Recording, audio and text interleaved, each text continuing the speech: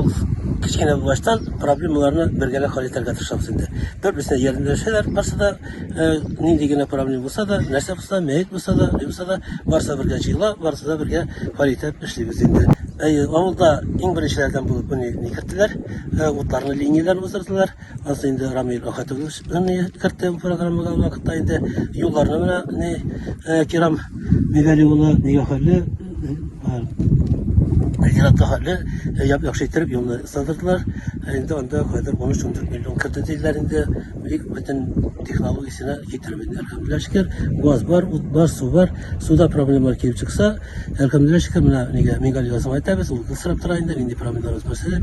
Alıştırabız motorların da hazırlan yerlerin de nisabesinde çıtartan elhamdülillah şükür bütün nesneye olsun. 20 yurt indi.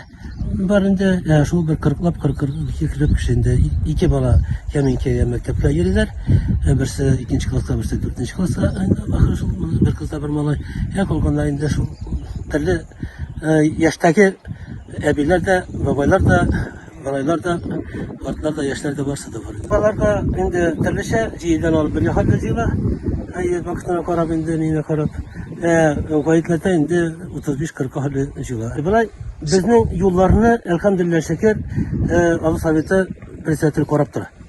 Bütün yollarını teyinde hal açtıra. Eğer de meyit bulayken bu halde ziratta kadar indi. Eğer de Sovyetinin traktörünün hali yetmese İlham Cemiyeti'ne müracaat edip anan İldar bile şimdi Allah bizlerinin Kasım Sutlarını verip elhamdülillah şeker yolunu açtıralar.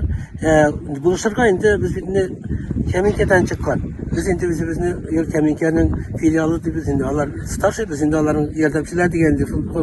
Kiremizin şay. Allah indi elhamdülillah şeker bütün nesege nindi kullarına kiler nesege indi buluşalar. Yırtlarını kararız varsa dizik indi turçalarını. Hocalık eybirleri bir yerge bulaydı. Yani kümme tırganlarında, yuva tırganlardan da alıp artırganlık karayında. Yani gışır sadakalarım arasında şey yapısa bütün etapşarımız indi. Hayır, bizim elhamdülillah şeker bana asada beklenmeyi, meşitinin de beklenmeyi. Hazır bitinde uzmada bulgaçtan bana bilgisayar verir misin indi? Yaşı da var, neyi de var ama nige indi, çeşitlerge siberge indi. Küpten ki, bu indi şu ayrı neyi? Biz Kızılyer ayrılıp çıkanlarında bu kıyılarını yasaganlar bir de içeri aşağıdır. Hele ki vakitte indi ağaçtan ediyorlar.